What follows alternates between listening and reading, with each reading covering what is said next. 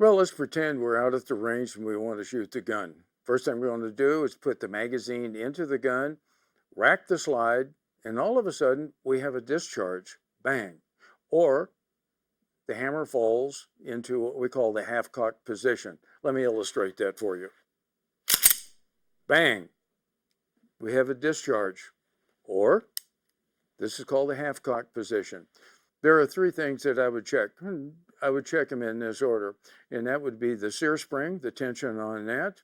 The hammer spring might be too tough. And last but not least is the sear and hammer engagement. Let me show you the sear spring. This is called the sear spring. This is the area that we will be working on, and there's where we increase the tension for the sear itself. But let me explain to you what the other ones are. This one is for the trigger return spring, and that will, if you bend this, it will give you either a lighter trigger pull or a heavier trigger pull. Right now, we're not going to do anything to this one. This one is the one that gives you the tension on the grip safety. So we're not going to play with that either. Here is the one that we need to do. Okay, let me show you how to do this. We can take this and we bend it forward. What do I mean by forward? Let me show you. See that little hook? Okay, that is like an arrow. That's going to point forward. So we bend that forward. And when we put that into the pistol itself, it's going to have more pressure on the sear, and that is one of the things that can cause hammer follow down. Secondly, the hammer spring. Let me show you where that is. This is your hammer spring. Okay, now it's commonly called hammer spring, but in the gunsmith terms is called mainspring. So sometimes if this is too strong, what will happen is, let me show you.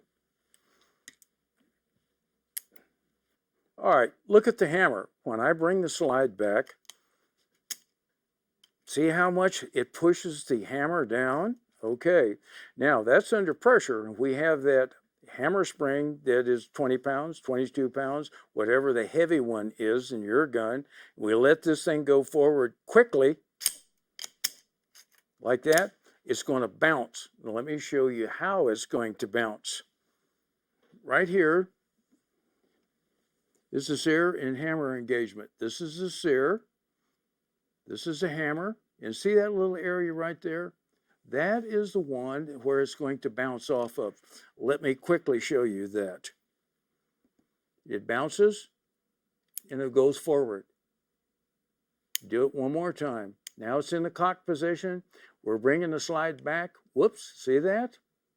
Now it hits this, bounces off, and you're going to have a fire.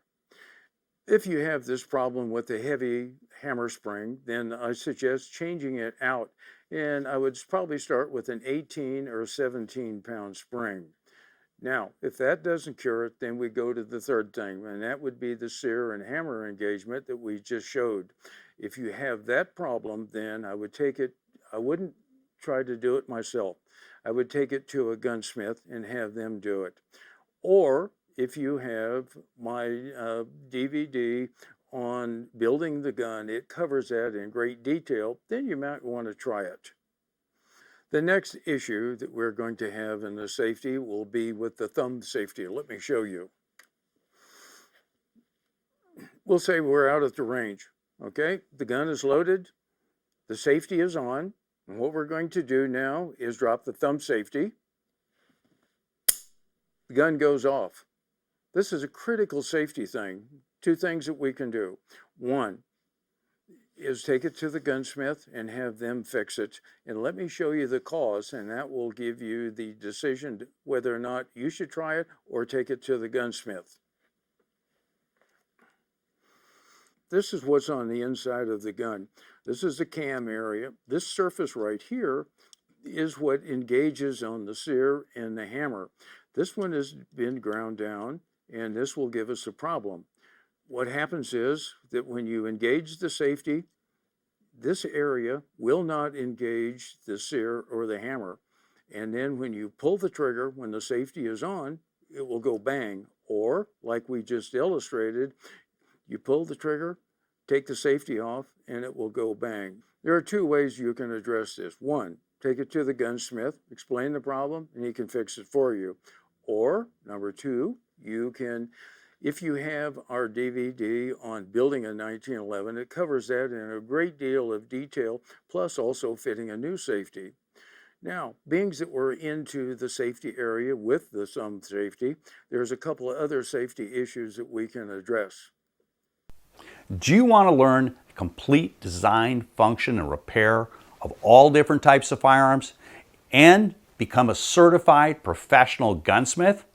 If so, go to www.americangunsmithinginstitute.com and request a complete information package.